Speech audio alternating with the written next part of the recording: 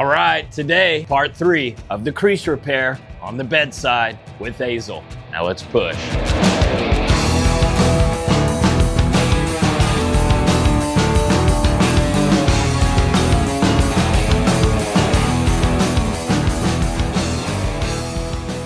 All right, ladies and gentlemen, welcome back to Legacy Dent Company. Today is going to be part 3 of the crease repair on the bedside with one of our previous students, AZAEL. He knocked it out of the park, and today we're just taking this repair one step further. In the last video, we used glue pull as a setup skill. Instead of diving right into the very depth of the dent from the very beginning and start pushing, you can use glue pull as a setup skill to minimize the damage, setting yourself up to be a lot more confident to push out the rest of the damage. But in this video, we're going to start off with a little knocking down. We ended the last video by setting ourselves up, yes, to minimize that damage, but our glue tab was just a little bit off center, and the metal will speak to you. It'll tell you when your precision is off, even with your tab placement. It's very important, but we still moved a lot of metal pretty clean too, and set AZAEL up to push in this video. So let's knock down that back lip. Let's set ourselves up to get our tool in the depth of this dent and knock this thing out. Enjoy.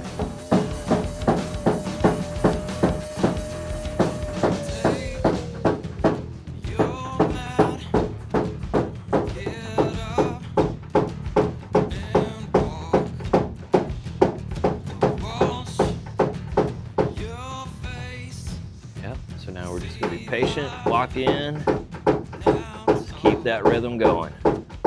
Tightly grouping those hits, keep that movement.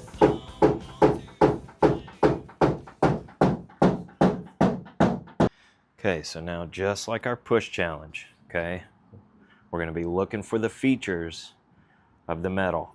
Okay, so as we see that metal flex, you're not going to see your tooltip in the depth of that. We are looking in the macro now, the big picture. We want to see the way the whole area is flexing, the characteristics of way the metal is flexing in general, the entirety of that area. You'll find your tooltip out here as you walk it. You need to find your tooltip out here so you know exactly where you're at. As you walk it into the depth of this, you're going to lose your tooltip, but you're going to start seeing how the metal flexes. So I would get down in here, or you can start up here if you want to. Since we're not pushing to move a lot of metal, it's okay, whichever side you want to start on. We just want to get a pattern going. We want precision to be king, so pattern is going to be running through this. So precision, flex, precision, flex, precision, flex, precision, flex, and just keep it moving. Get a good little rhythm, walking back, forth through there. Taking note to if that back lip is flexing a little bit more, that lets us know we're a little bit off. Same thing with the front. If we see that front kind of favored a little bit, just make those adjustments as we're rolling through that valley. We want to see a good even flex from both sides. Eventually, your tooltip is going to start to become visible. So find your tooltip out here, get up in here, start flexing. Now this is the lighter portion of the crease, so there's a good chance you'll still see your tooltip, but as you walk in the depth, we're going to be looking at just the general characteristics of the way that metal's flexing if you can't see your tooltip. So allow yourself to walk right through there. And that's the point of the challenge of that pink line is you're going to lose your tooltip. Now you'll lose the micro. Let's start focusing on the macro. Just see how everything else is flexing. So when we were off just a little bit with the glue tab and we see that backside favored and lifted up a little bit, you're going to see that same thing when you're pushing if you're right behind that valley. Quick question, so I'm assuming going in from right here to top portion right here? Whatever one's got the best access and leverage, yep.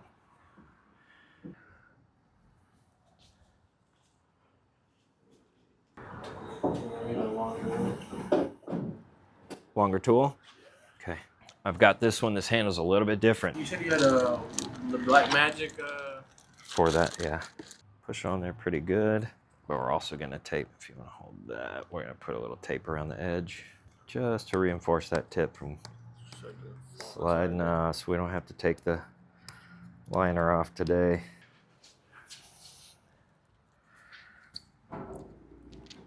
So we're just going to find our tooltip, walk up here, flex, and really the two hands are going to fight to keep walking through that valley.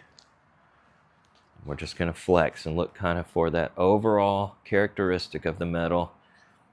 Real slow rhythm, but a really good fluid rhythm. So we can slow it down and just flex. Slow it down and flex. And we're not going to look for change in the metal. We're just going to be hitting precision. So we lose our tooltip. So let's come back up to the top. We're just going to be making multiple passes.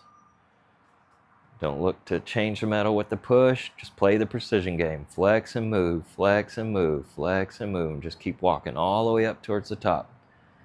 As soon as we push to see metal move, that's where we start causing features. Let's stay out of the middle of the dent now. You're going to start locking in two lows. So let's get all the way up to the top right now. And just slow flex into it. Find your tooltip. Look for the evenness of that puckering, the way the whole metal flexes. Make your way towards the bottom.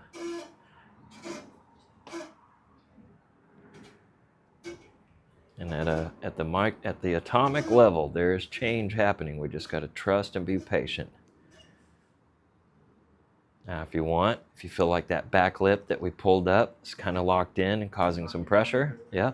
If that's keeping our tooltip from getting some good movement, we'll just go back in there, break it up again. Now it's going to look like you're causing the dent even wider, but you're breaking up pressure, and if you'll break that up, your next pushes will be that much more successful. So just allow yourself to run through there, break that stuff up. Keep them tightly grouped, but keep that movement going.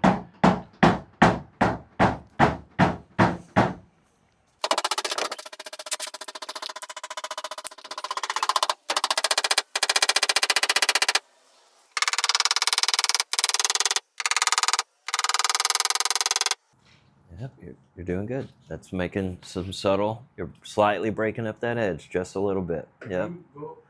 Maybe like this, break it up a little bit, or no, since it wasn't what got lifted up. Yeah, it's not as much of what's bothering you. There is a little bit of pressure. This is probably going to rear its head a little bit deeper into the repair, but right now, where our tab landed, it's kind of the first priority. So let's really break that up. Even up here, there's a little bit. Yep.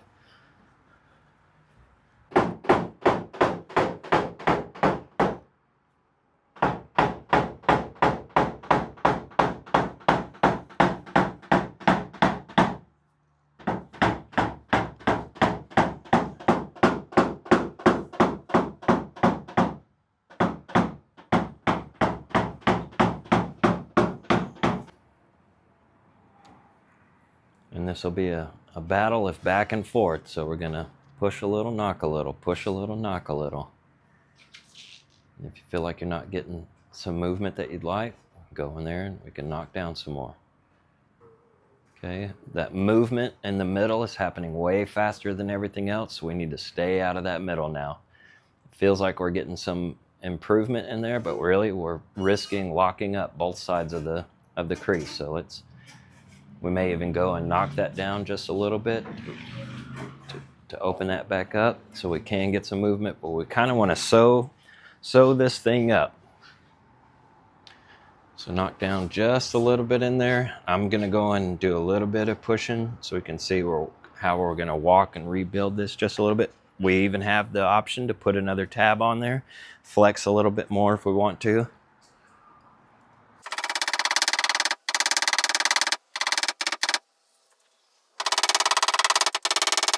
Okay, and then up there at the very top of the pinch, if you want to soften up just a little bit up there. Go a little bit more right at the tip of that. Kind of lean your head left just a little bit, and you'll see right at the top of that. To the left of that. Right at the edge. Towards the left, to the left, to the left, and towards us just a little bit. Right there. Yeah, right at the edge of that thing.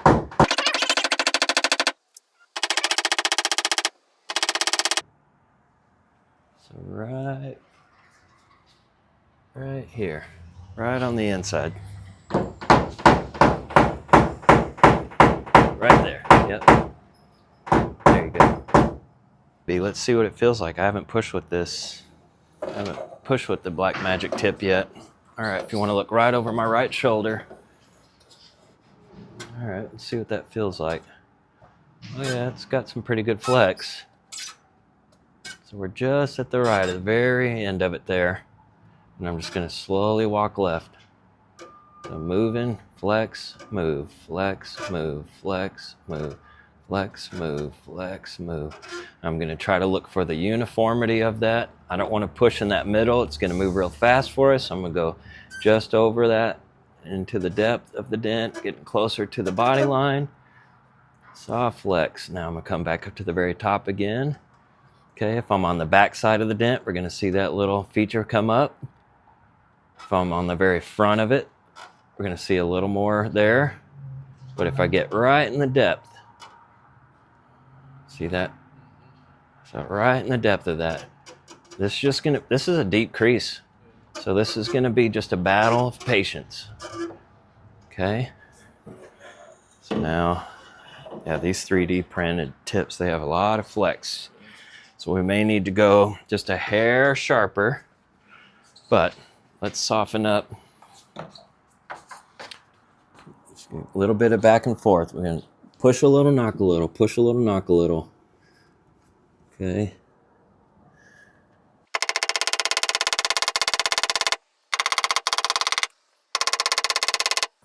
Okay.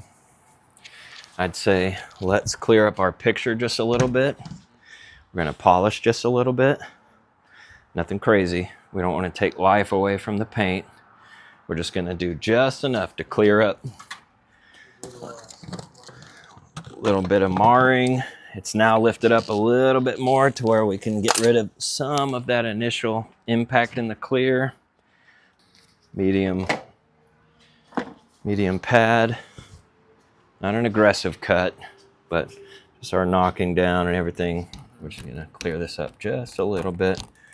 So when I polish, I do the 555 on a larger pad or a larger machine. I go 555. So 5 pounds of pressure for 5 seconds on speed 5. On here, on a smaller machine, I do 554. 4 is the highest that this will go to. So I'm going to spread out my polish, and I want to make sure my pad's flat. I don't want to get on any edges. And 5 pounds is literally just where you see the pad flex, just a little bit. That's 5 pounds, not crazy. But 5 pounds for 5 seconds in one spot starts to generate heat, enough heat to start getting that clear to start improving.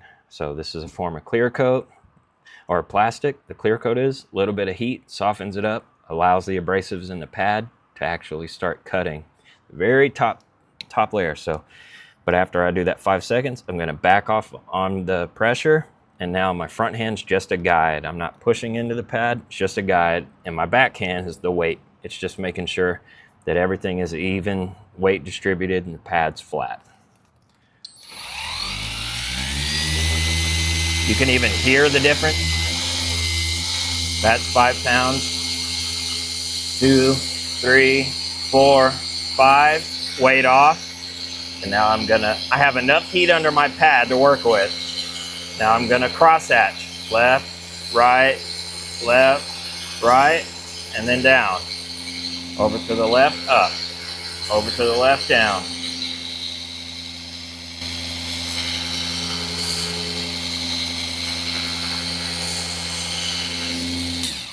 Keep the pad on until it's done. That way you don't sling a bunch of stuff everywhere. Okay, a little bit clearer picture.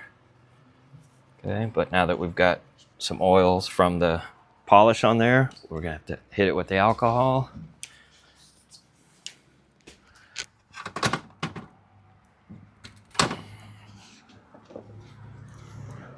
All right, that was a great series. Pushed a little, knocked down a little bit, and in the next video, we're gonna place another tab. We're gonna set ourselves up to lift up even more metal, to have even less of a low to have to manage. But things are breaking up as far as energy goes. Things are lifting up, and we are recreating stability one pass at a time. You guys, if you haven't already, subscribe to the channel. Make sure you get into the comment section down below. Ask questions, I'll get back to you. Share some knowledge. They say iron sharpens iron. Till the next video, work hard, go be great.